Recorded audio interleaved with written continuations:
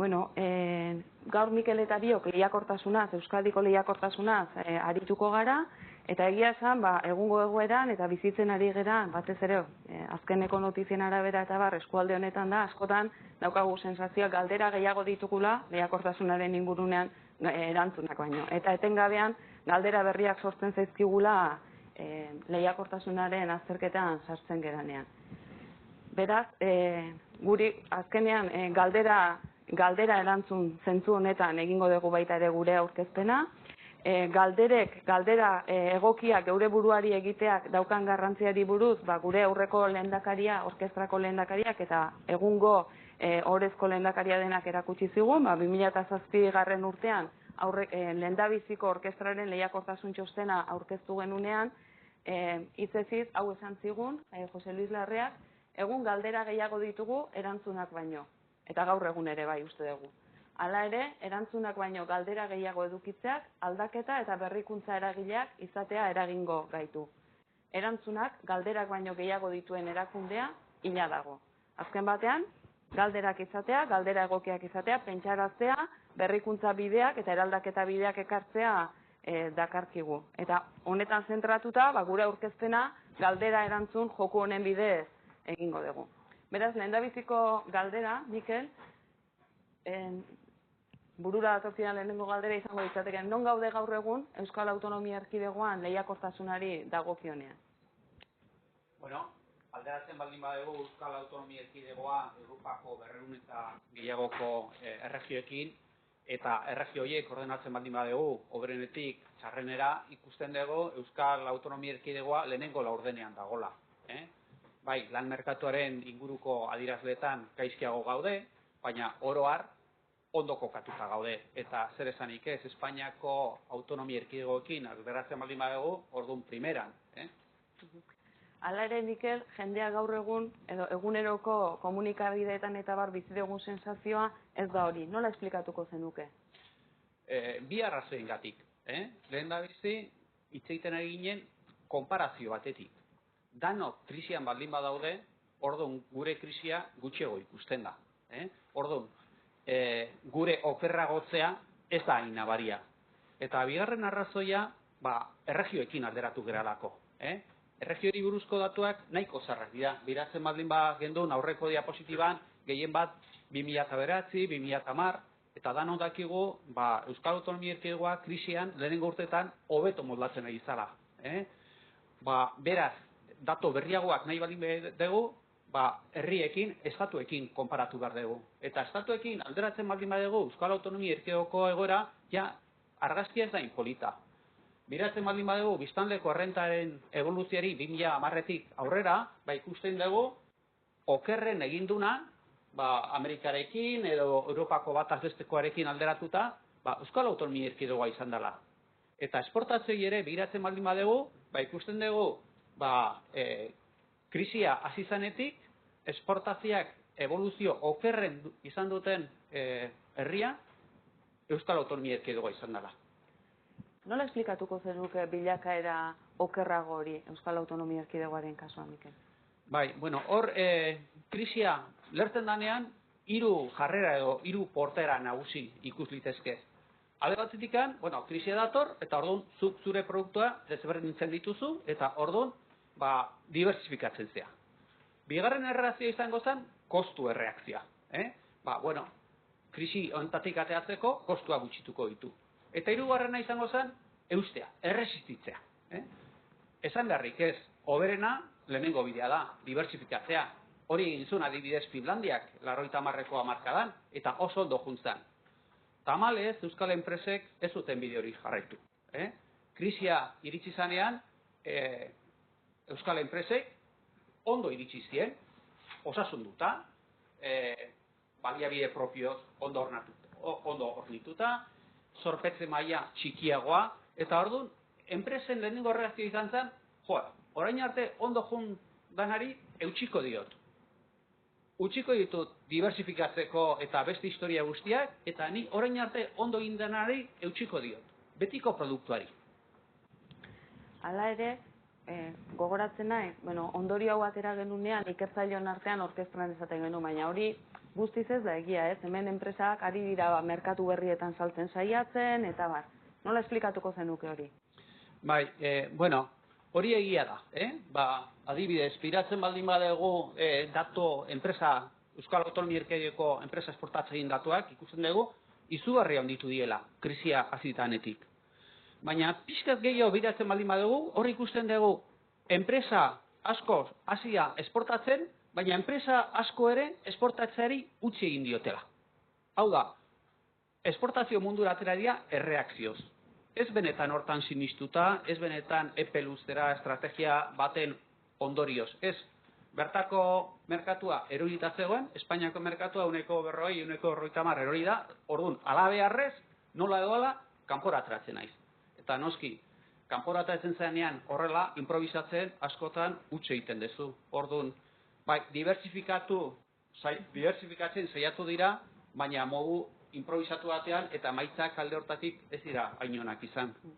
Aipatu duzu, egon zen estrategia nagusia hiru hauetatik momentu horretan krisia hasieran izan zela eustearena, aguantatzearena, resistitzearena.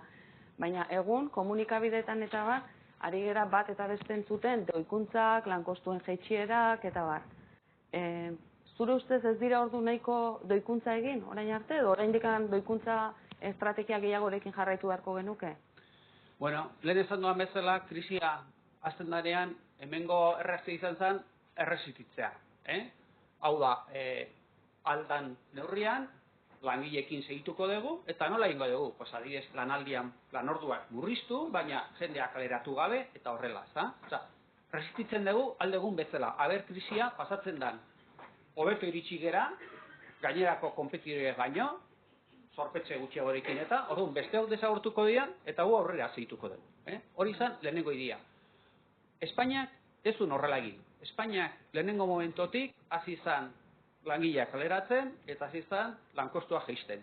Eta modu horretan, kompetitibitatea berreskuratzen. Kostuen bidezko kompetitibitatea, baina nola doala kompetitibitatea. Hemen saiatu ginen eusten eta usten. Noski, euste hori puntu bateraino irista daiteke. 2011an krisiaren bigarren sartada latza torri zan. Eta enpresak ez zuten reservari. Eta orduan, euskal enpresak Espainiak hasitako bideari lotu zitzaion. Eta 2011tik ona ikusten dugu euskal enpresak hasiela jendeak kaleratzen bitartez produktibitatea handitzen, eta baita ere lankostuetan eta neurri latzagoak hartzen. Zer gertatzen da? Beranduago hasi gera da. Eta Espainiaren alde hortatik, kostu aldetik hartutako bide hau motzago dela, eta orain arte ez duela hainbeste fruturik eman. Baina hori da txostenean proposatzen den bidea garapena bultzatzeko Euskadin? Hombre, momentu honetan dauzkagun desenplegu arazoekin, ez diogu muzin egin behar inolako bideari, hau da, enplego usteari posibilitatzen digun bidei. Baina jakin behar dugu, hortikan daukagun rekorridoa oso motza dela. Eta orduan, azkenean, kompetitibitatea beste era batera bilatu behar dezula. Orduan, zein izango lirateke sozialki edo gizarte ikuspuntutik desiragarriago izango litzateken garapen baterako palankak? Guk gure txostenean, hain zuzen ere, hori palanka berriak bilatzen saiatu gera. Sei palanka azkartu ditugu. Noski, jakin behar dugu, palanka horiek momentu hontan zailago direla krisiaren hasieran baino. Beti diversifikatzeko eta palanka horiek aurrera emateko, besteak beste finantzazioa behar dezu. Eta gaur egun gure enpresak sautu dituzte krisi lertu baino lehen zuzkaten rekursoak. Baina lehenengoa adibidez izango zen garbi asko IGIgen, ikerketa eta garapenean, teknologia generikoetan diversifikazioa. Zer egin beharko genuke orain arte egin diren oinarrizko teknologia bideratzailei emankortasun handiagoa ateratzeko palanka gisa? Hor 2000 urtetik aurrera, Euskal Autonomia Erkidegoan, gobernutik eta diversifikatzeko ahalegin handia egin zen. Eta, hau da, ikerketa eta garapenean, teknologia generikoetan ekonomia diversifikatzeko ahalegin handia egin zen. Eta diversifikazio hori, oro har, bi planotan eman zen. Alde batetikan egin zen halako diversifikazioa austaile bat, rupturista bat, eta hori izan zen bioak eta nanoak eta olako gauzak ordura arte Euskal Herrian sekula ez aipatutakoak saiatu ziren hori bultzatzen, eta horrekin batera gu sendo geunden sektoretan eta teknologietan eta manufaktura avanzada eta tiketan eta horietan ere bigarren apostua egin zen. Bat eta bestea ez dute zer ikusirik. Batean adibidez bioetan eta gobernuaren konpromisoa oso handia da, ze ez zegoen, ezer, lehenago, alde hortatik erakunde berriak sortzen dira, estrategia berriak sortzen dira, diru asko sartzen da, baina impacto oso gutxi epe laburrera. Begiratzen baldin badugu zenbat enpresa bio dauzkagun, 70. Begiratzen baldin badugu zenbat enpresa nano dauzkagun, 4 Zenbat enpresa dagoen Euskal Herria, 170.000. Orduan, esaten du, epe laburrera oso impacto gutxi.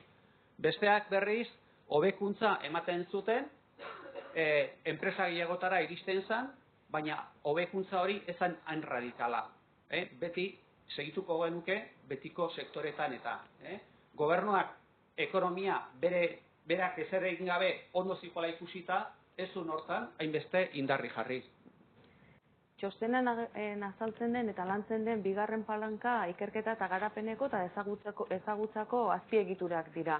Zeintzuk dira gomendioak hauek erabilgarritasuna eta balioa handitzeko?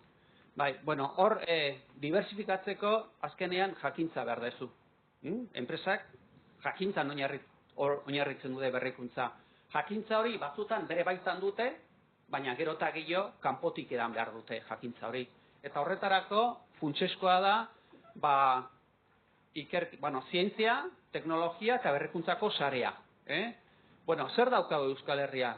Sare hori oso konplexua dela. Sare hortan 1000 erakunde daudela. Batek biratzen baldin badu 2.200 biztanle hainbeste erakunde esaten du. Hau pixkat anabasa da. Alde hortatik reordenatu egin behar da sare hori.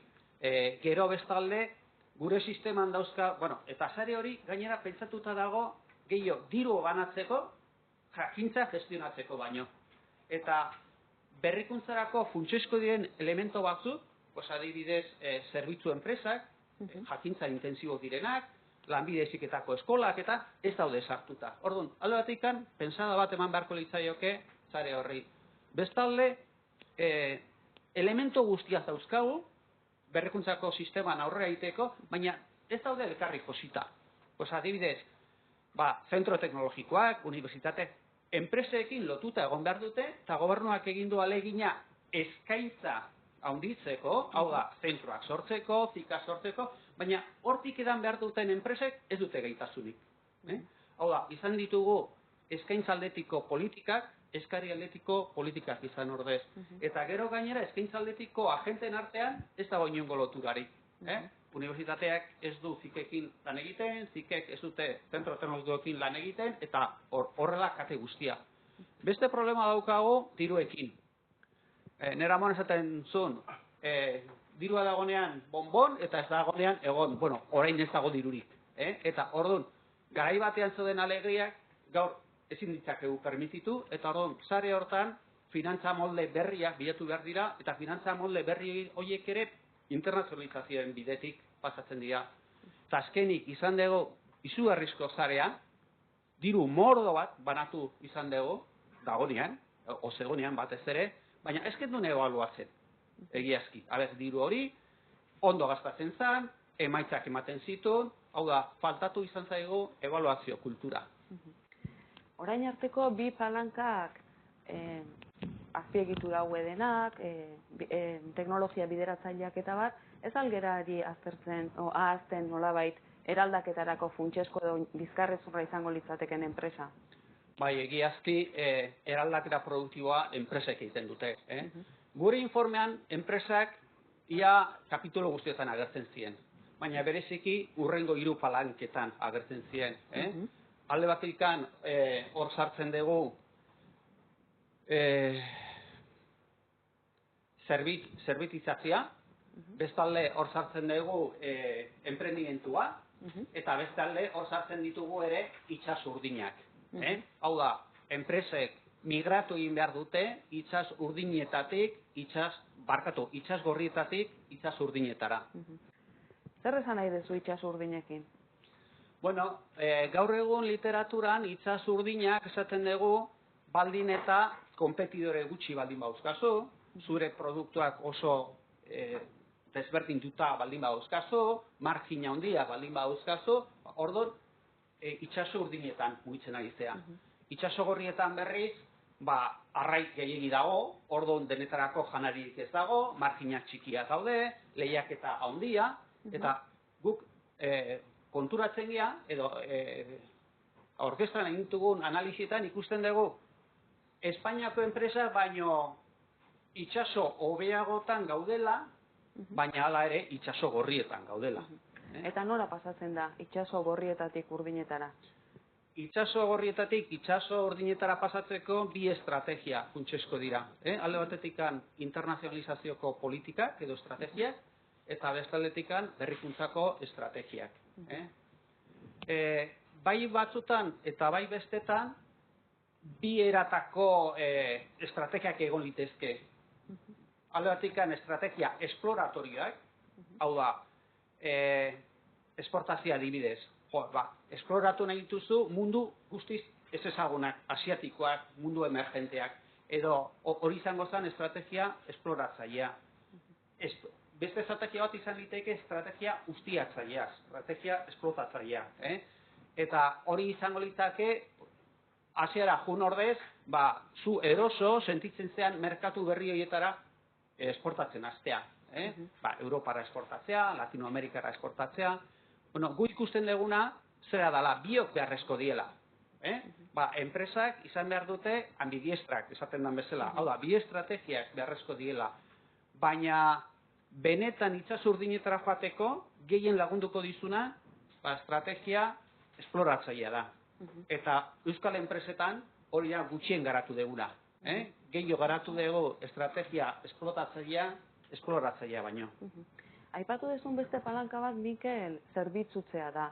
Zalda pixkat arraroa, industriak hainbesteko pixua duen herri batean gurean bezala, termino honetaz hitz egitea eraldaketa hitz egiterakoan. Zer esan nahi zenuen zerbitzutzearekin? Gure ekonomiaren bizkarrezurra industria da, hori ez dago ukatzeik. Eta igual, adibide bat izan liteke makina herramientako enpresa bat. Baina lehen makina herramientako enpresak, langileak kontratzen zituzten, kriston indarra zupkatenak, gauzak mugitzeko, gaur ez da horrela. Gaur, makina herramienta saltzeko, erantzi behar dizkiozu 11 zerbitzu. Jakintzan, intensibo diren zerbitzu. Diseinua, IGIG, salmenta ondoko zerbitzua, tabar.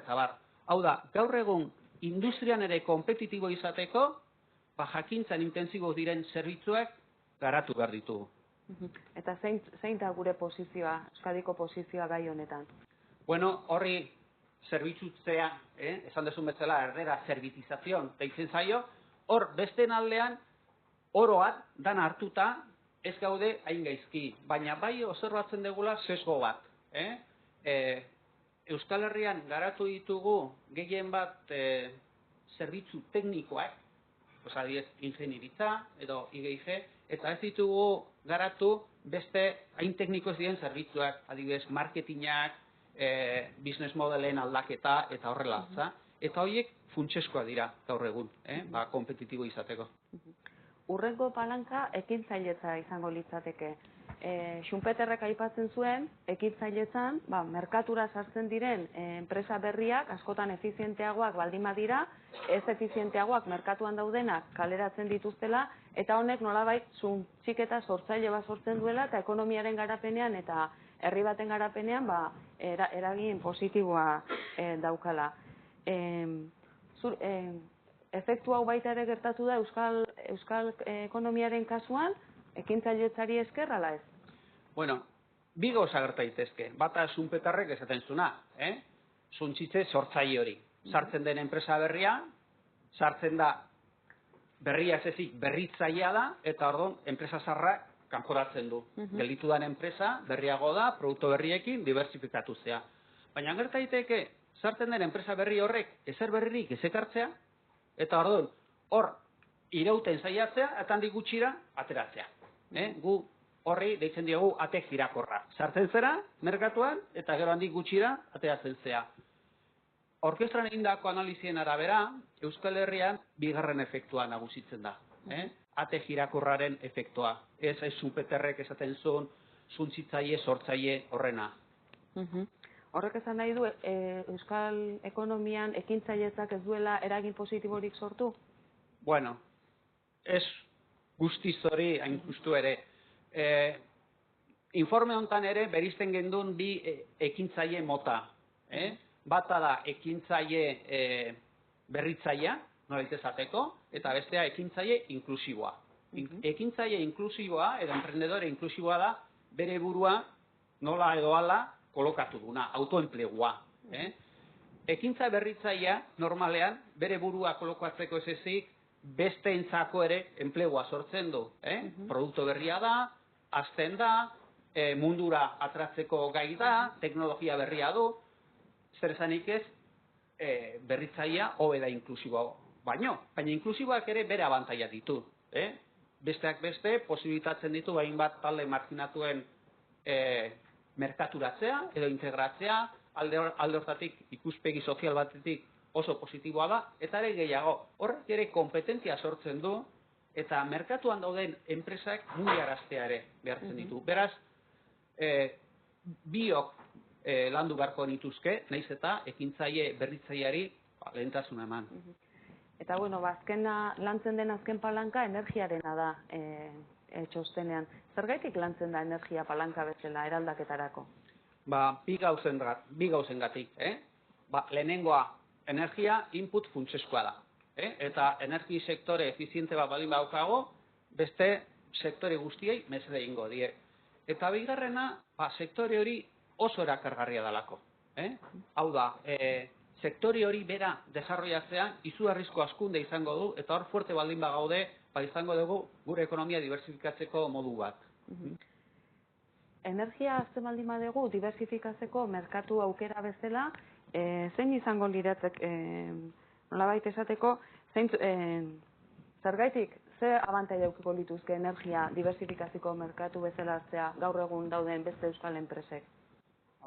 Euskal Herriak energiaren alde apustu egiteko literaturak esaten du bi baldintza bete beharko lituzke. Alde batetikan, sektore horretan nolabaiteko abantailak izatea. Abantailerik ez baldin baduzu, jai daukazu. Hortik segurazko sartuko ezun dirua, alperrik gastatuko ezu. Eta bigarrena, sektore hori erakargarria izatea. Besteok baino, zerbait gehiago ematea. Behiratzen baldin baditugu datuetara, konturatuko ginake, sektore horrek Euskal Autonomia Erkidegoan, adiez balio erantzian, pisu gehiago daukala beste tokitan baino. Hau da, nolabaiteko espezializazioa ere hor jasota degula eta hor abantaila dauzkagula. Beste horren beste, produktibitatea. Produktibitatean oso ondo gaude, sektore hortan beste herrien aldean, edo unitateko lankostuetan. Hau da, abantaila kompetitiboa dauzkagu. Eta bigarrena, sektore horretan produktibitatea handiago da, alokairuak handiagoa dira, teknologia handiagoa da, langile kualifikatuagoa dira. Hau da, guri interesatzen zaigu, izan ezkero, era hortako lanpostuak sortzea. Orduan, Euskal Herriak sektore horren alde apustu egin beharko luke. Hala ere, sektore horrek horra adierazi ezun bezala balio erantziaren 3% besteik ez du suposatzen.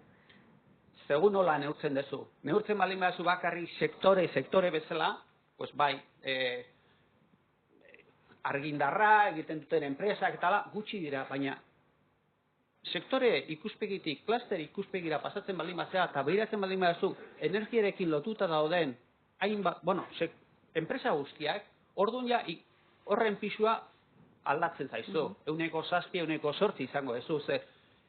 Artetxe eta olakoak estadistiketan ez daude kontabilizatuta energi sektorean bezala, baina egiazki, enpresa horiek, ZIV, IGT-an, Artetxe, Guaskor, horiek sektore horretarako ari dira lan egiten. Eta biratzen baldin badegu, zein dan Euskal Herrian, pixka mundu mailan destakatzen ari dan sektorea edo enpresak, hori da.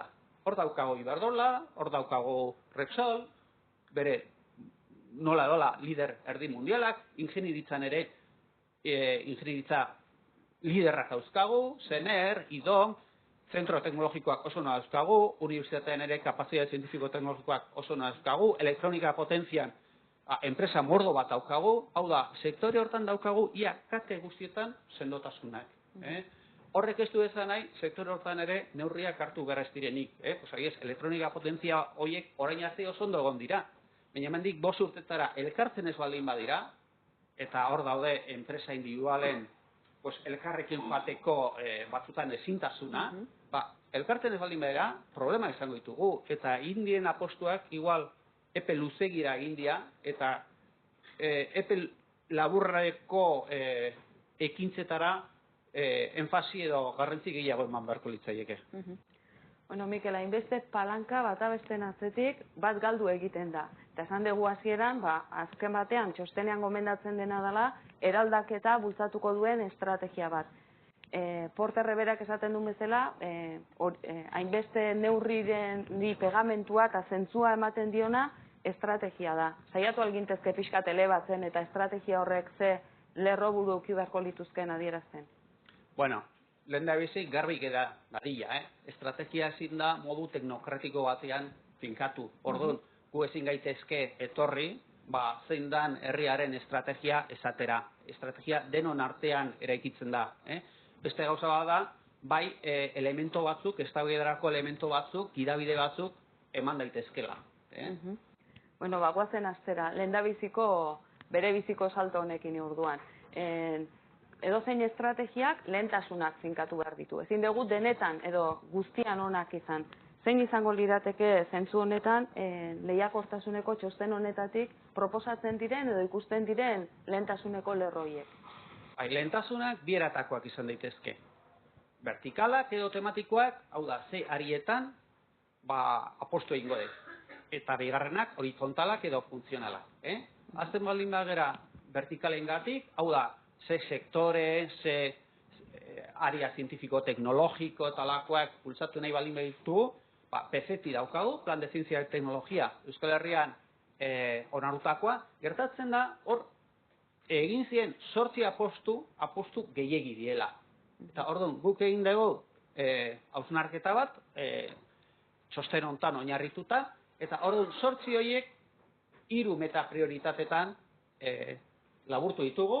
Gure ustez, alde batekan egongo lirateke bio-nanozientziei lotutako problematika, beste bat smart manufacturing deitzen den horretara, eta beste bat energia. 3 horietan ez da bakarrik lehen 8etan zegona dana bildu eta itxura aldatu, baina benetan dana mantendu. Ez, 3 aria horietan jarrita, problematika nahiko antzekoa dira, konvergentziak hobeto bilatu daitezke, eta gero, aria horietako bakoitzean, gero fokalizatu behar dezu eta lerroak pilatu eta orain baino zorrotzagoak izan alde hortan. Eta segi. Eta lehentasun horizontalei dagokienean? Lehentasun horizontalak ere asko ziren, txostenean jasotzen zirenak. Ni 2 nabarmenduko nituzke. Bata lehen aipatu da egon zientzia, teknologia eta berrikuntzako sareekin zerikusia daukana. Hori berritu behar da derrigorrez. Hortan, sendotasuna dauzkagu eta benetan salto bat errez eman genezake. Eta bigarrena izango litzake heriotzaren harana. Zer da hori? Heriotzaren harana, zer dan? Bueno, behitu, Europan konturatu dira, diru mordo bat gastatzen dutela jakintza sortzen, oinarrizko ikerketarekin eta gero ez direla gauza, sortutako jakintza hori merkaturatzen. Eta merkaturatzen berriz, Korea, Txina, Estatu Batuak eta askoz tribeagoak direla. Hoiek ez dute hainbeste diru jakintza, oinarrizko jakintzan sortzen, hoiek gastatzen duten dirua ikerketan, baina ja merkaturatze bidean dauden fasetan. Eta orduan salto errezago daukate. Euskal Herrian antzeko gauza bat, Europan gertatzen dena gertatzen zaigu. Asko gastatzen degula, adibidez, ikerketa aplikatuan, eta oso gutxi desarrollo teknologikoan, demostrazioan, eta orduan, falta zaigu sartzen ditugun input hoiei guztiei etekin ateatzea. Bueno, eta estrategian, komentatu dezu hasieran, herri estrategia bat ezin duela batek definitu. Talde lana eskatzen duela, lan kolektibo bat eskatzen duela, hau da, estrategia eraikitzearen prozesua bera oso konplexua dela, badaude hainbat orientabide txostenean honen inguruan? Bai, estrategian beti daukazu zer edo what, inglesez esaten den bezala, eta daukazu nola, how.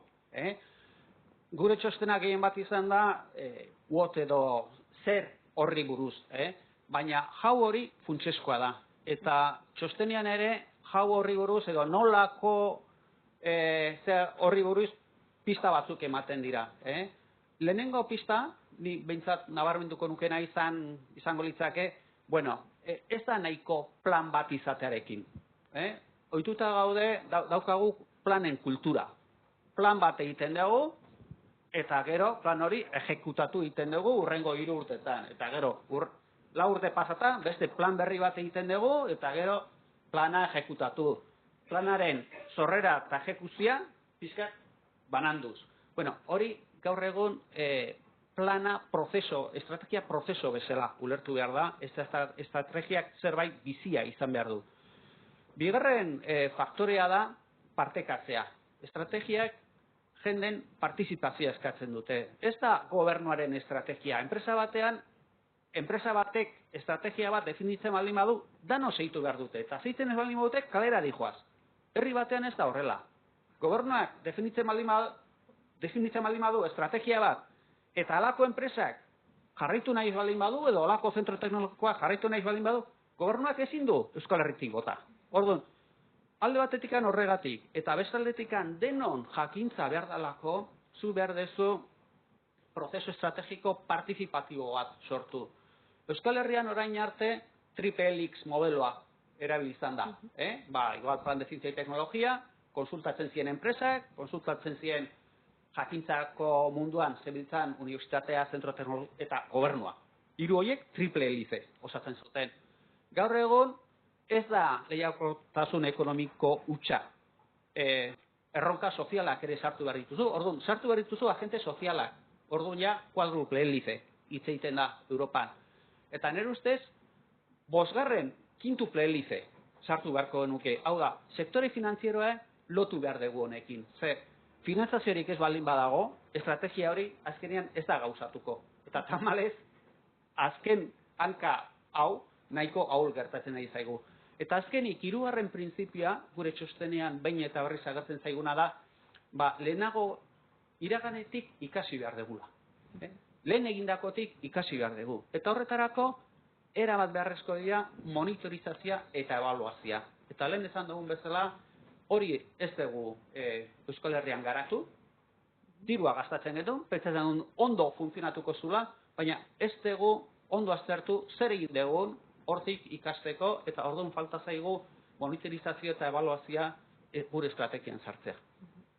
Esker Mikel, galdera batzuk erantzun dizkidazu, eta pentsatzen dut gainerakoei ere, segurazki galdera berriak sortuko zitzaizkizuela aurkezpen honen ondoren. Orduan, gure aldetik honekin bukatzen dugu, eta orain edozein galdera baldin badaukazue, eztabaidarako eta irekita gaude, eztabaidatzera, reflexionatzera elkarrekin.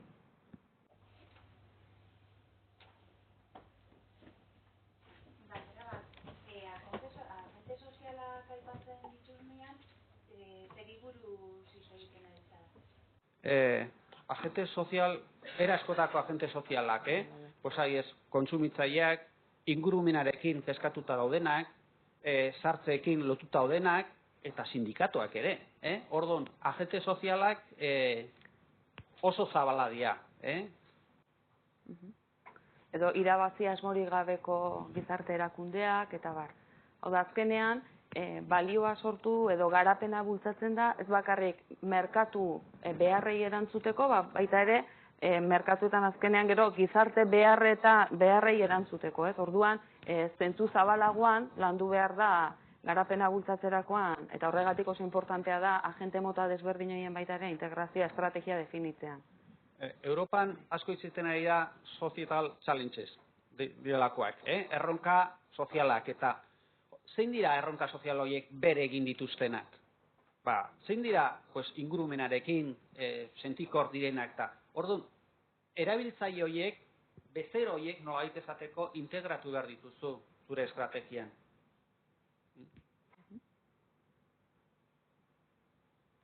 Beste, galderaren bat, edo komentarioaren bat, edo, bai, esan. Nik lehenik eta behin zorionak. Forma eta mamea da. Forma asko gutuz, elkarrizita dena, asko. Eta gero mamia, hori bidez, itxasu urdinarena eta gorearena, eta zentu zenukan. Eta ni bai orokorrean ideiak, eta gero hainbat kontzeptu berri, eta zorionak. Eta gero, izat honen berrek azu nuenean, anziana, orkestra. Aktore zitean burura ez dakiz aitik, betzen bada Euskadiko orkestra, eta zaur nara danok aldi berean, eta danok koordinalta, bezango da. Pero hori zeko hori eskasuntzo bada. Biakortasuneako Euskari Institutua, Disto Fundazioa, eta nik izat horako aurkezten egin da, bizkat, zutize gogoa zui gehi ezagutzeko. Eta bizkat, aetuko gara txostenetan eta txostena bali duzue, bizkat, nun kokatzen zareten, eta bizkat zuen jardura arrutazen da. Gugea, alde batetik txostena ekarri dugu. Daukagu txostena baita ere euskeraz, eta hor irteeran utzi ditugu ale batzuk, nahi dituzuenak jaso alezateko. Iritsiko ez balira, ez genuen uste iguala inbeste jende ongo zinatenik, esan eta bidali dezakegu, edo gure web horrian ere sartu eta doainikan zintzilikatuta dago txostena. Eta gero, zer gehan, lehenengo izenarena, nahi nire alabak ere, eskolan esplikatu zuenean, bere amak orkestran lan egiten zula, gauza berdina esan ziren, ez? Baina musikaria da, zure ama, ez? Zea berdina eukizun. Baina, bueno, gu berez gaude Deusto barruan, baina Deustoko unibertsitate barruan, Deusto fundazioan.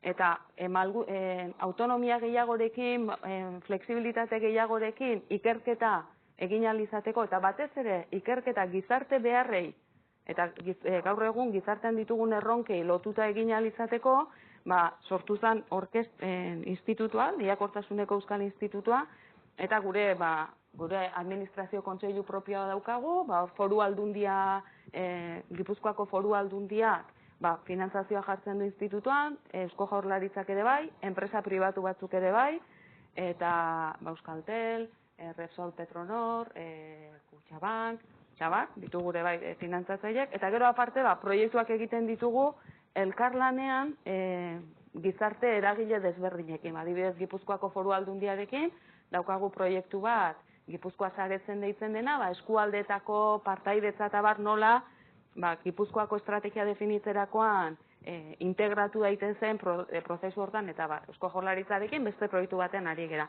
Eta gero aparte, Europako proiektuak eta garatzen ditugu. Berez Donostian gaude, eta baita ere Bilbon daukagu sail txiki bat, energian zentratua. Naki gehiago. Bueno, izenaz. Ni izen horren kontra nengoen, hasieran. Izena orkestratu, pentsatzen zen, aktore askoren orkestrazia, lortu behar zela, facilitazia. Ni orkestra baino zaten nun, baina eske berriro errepikatzen ari gara jerarkia. Ez, hobe esan, jazz banda bat edo, hola, holako izen bat jarri, ez da?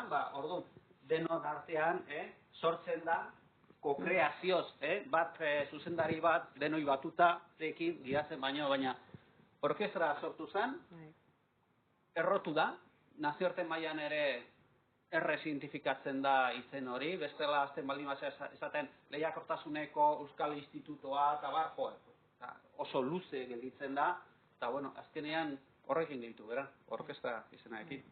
Nire alaba, hain zuzen ere musika egin du, eta behin eta berri zadarra jotzen dit horrekin, bera orkestran sartuko dela, gitarra jotzen dula, eta hola, baina, beste musika jotzen dugu. Eta marka jarri zion, mexikar bat egon zan, lehenengo zuzendari bezala, eta oso kreatiboa zan bera, eta orduan esaten zuen, orkestrazio idea hori torri zitzaion, eta gero baita euskera orduan kauki beharko luke, baita bertako sustraietan zehatu, eta hortikan, buelta batzuk eman, eta orkestra izenakin gelditu ginen. Dena den, edonor gehiago ezautu nahiko bazenueke institutuari buruz, nahi dezuenen etorri, Donostian gaude, Donostiko kampusean, eta bildu gintezke, esplikatu zer egiten dugun, enpresekin ere ari gera lanean. Orduan da, ikerketa unibertsitatetik, distantziatik egin beharrean, eragileekin, beraiekin egin, bere arazoetan, erronketan, beti lehiakortasunari lotutako gaietan, ez edo zerri buruz guk, beste gauzetaz ez dakigu, orduan gai horietan. Bai? Izan. Bai Euskadi ziurtagiriaren barruan eta enpresarian ekimenan barruan, bai, beti sinistuta gaude Euskarak enpresa lehiakorragoa egingo duela. Bine eta berriz marratzen dugu mezu. Ez dakit ikerketarik egin da norren inguruan, zirutzi ezan.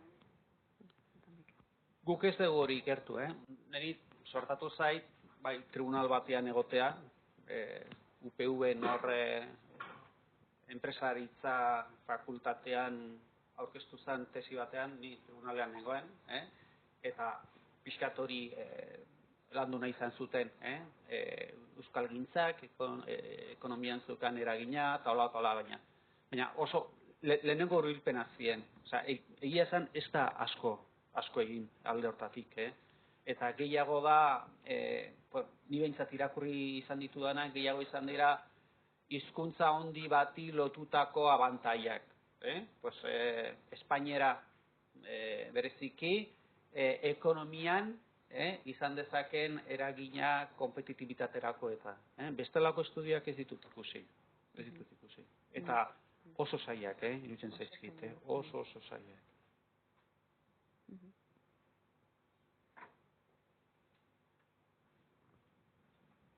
Beste galderare bat, bai, bota. Ongi ulertu da pixka bat estrategia hon bat antolatuta ere, bat ere finantziazioa ezinbestekoa da. Baina bizitun garai larri hauetan, finantziazio iturriak lortzea nahiko nekeza dara esan daiteke. Horri aurre egiteko modurik, aholkurik, proposamenik.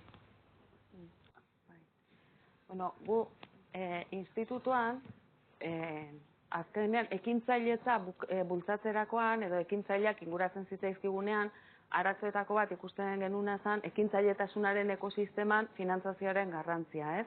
Orduan, horra egia saiakera batzuk iten, plataforma daukagu, Crecerma deitzen dena, eta pizkat business angelsak, hau da, finantzazio pribatua, juntatu behar dituzu gero, gehiago monto batzuk lortu alizateko, proiektuak aurkeztu, eta orduan egiten dauzkagu prozesu batzuk proiektuen valoraziokoak, eta gero pixkat inbertitzeko interesa duten inversore desberdinak bai. Eta datorren astean, Venture Contest daukagu ekitaldi bat Londresen, baita kanpoko atzerri kapitala zehatu alizateko, ez? Orduan, gu olako saiakera batzuk egiten ari gera, baina horiek kuantia edo kantitate oso handietarako ez dira, ez?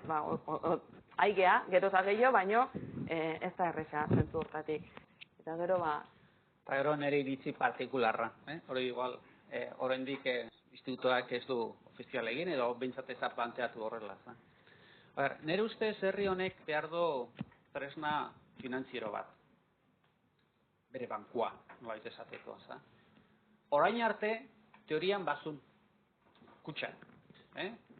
Eta hainbat erabaki estrategiko hartzeko, kutxak erabiltzen zien.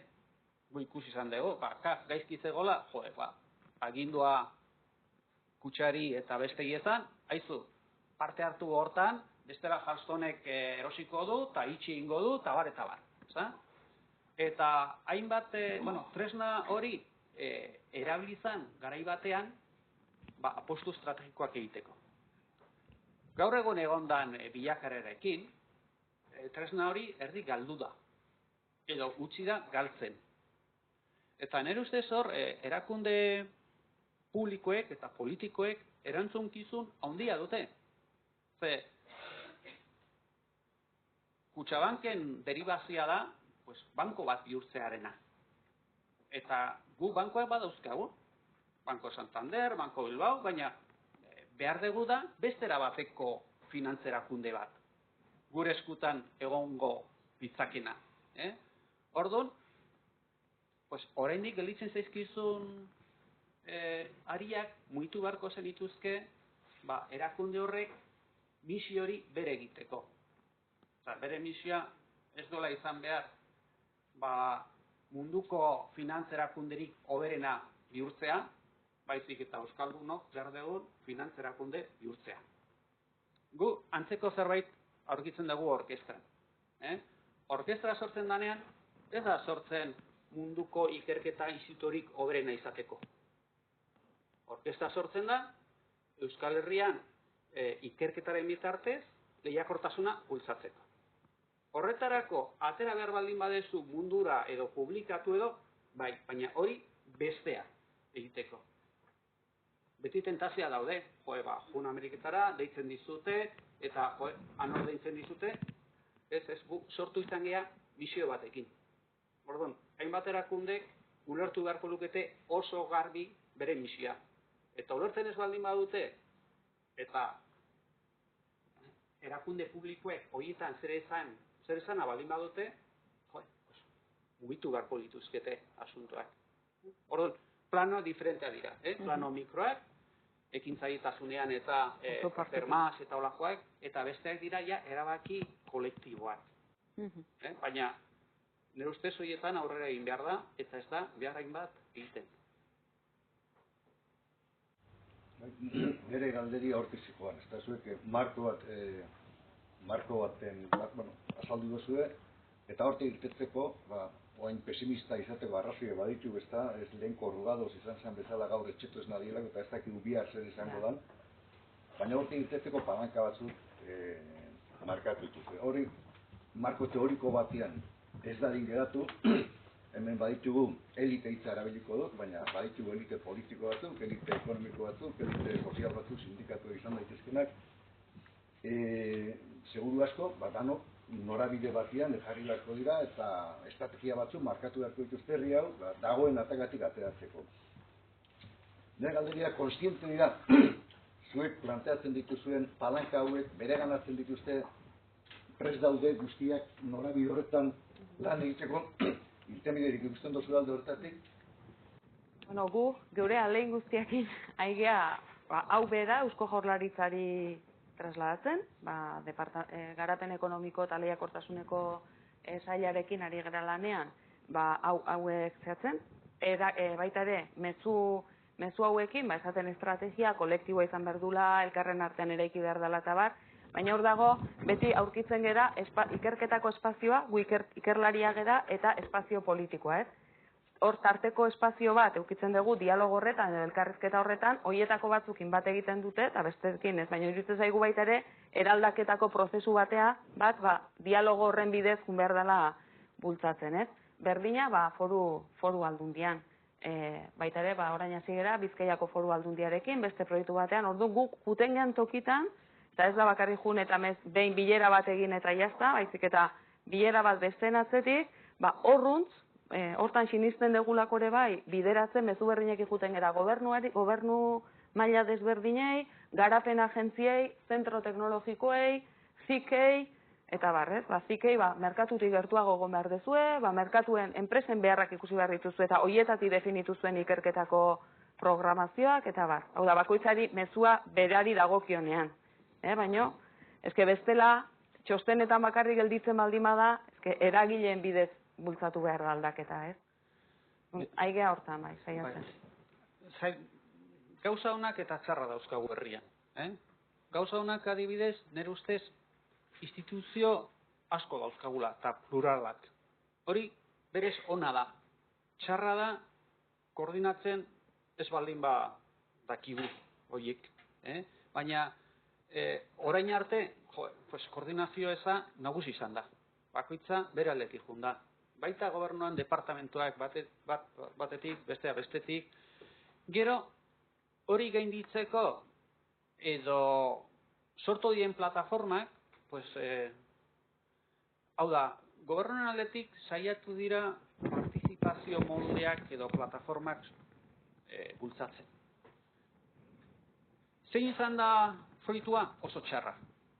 Partizipazioa gaizki planteatu da, askotan, eta orduan bileriti sortan erori gara, eta jendea erregin da. Jendea erregin da, deitu diate alako bilera da, bota ditu nire diak, eta gero inork ez dio kaso kitorik egin. Orduan, estrategia bat sortu behar da, jende askoren pentsamolde ezberdinak negoziatzen, komunikatzen eta denon artean faten, ez da, ni daukat estrategia, beste guztiok lerrotu behar dezuten ere estrategiarekin. Hori ez da, gu defendetzen duguna. Herri batean daude oso estrategia desberdinak eta saiatu behar dezu hurbiltzen. Hurbiltu behar dituzu espazio batzutan nun komunikazioa, negoziazioa, formazioa aurrera ematen dan. Orain arte egondako espazio horiek gehiago izan da, bueno, ni neu, askotan deitu diate, jun, eta hor ikusten zen duen, hau da, oiategi bat. Hau ez da, ez dago diskusio ordenatu bat, hortik gero, edo legitimatzeko lehenagotikan konsultorek eramandakoan, edo egonda diskusio bat, baina bakoitza beraldetik junda, eta orduan azkenean gobernua legitimatzeko denona sartzen du putxeroan, eta horrez dago estrategiarik. Horrez dago priorizaziorik. Orduan, herri honetan daukagun problema bada, partizipazioa ez degula ondo antolatu. Eta orain gobernura zoaz eta esaten diozu, aizu, orain dauzkagun erronkak, nahiz eta urgenteak izan, denon artean erantzun bat, ematen ez baldin badiogu, gero, plana izango zu, baina ez da errealitatzera eramango, ez da gauzatuko.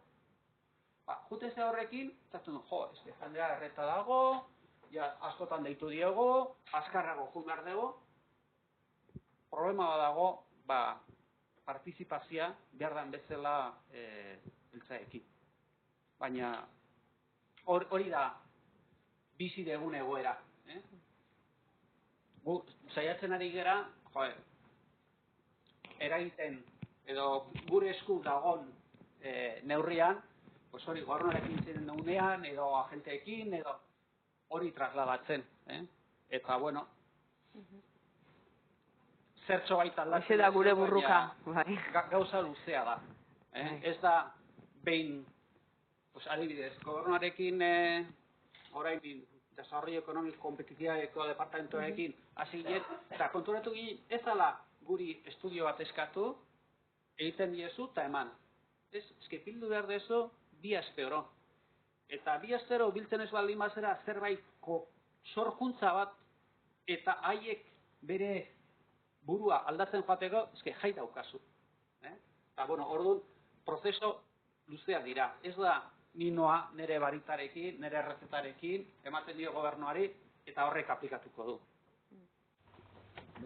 Ni uste dut, prozesu horrek emaitza eman dezaten, prozesuko partaide guztiek, sinistu behar dutela, horrek emaitzak emango dituela, eta presto egon behar dutela, norabide horretan lan egiteko, eta nik nire zalantza dauzkat, gaur egun, ikusten dugu, pasatu garela, denpora gutxian, 1,5, egoera dramatiko batean, bizik gara, eta egoera dramatiko horretara oitu ingara. Eta pasatu gara, 1,5, langabezia tasa batetik 1,15.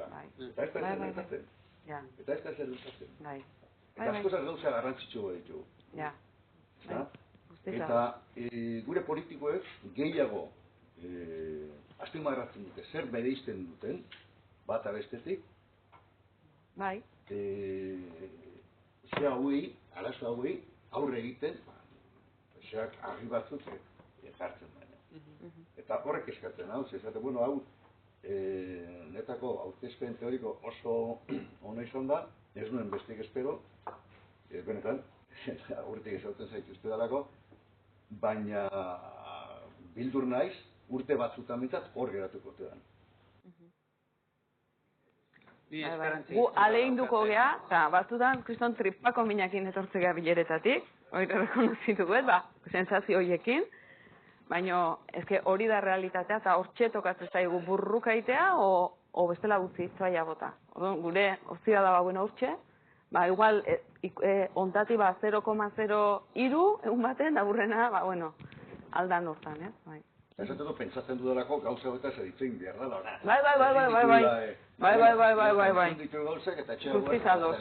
Bai. Justizados. Bueno, esaten digute gainera, gero beste ekitaldi bat dagoela, eta moztu garra dugula. Mila esker.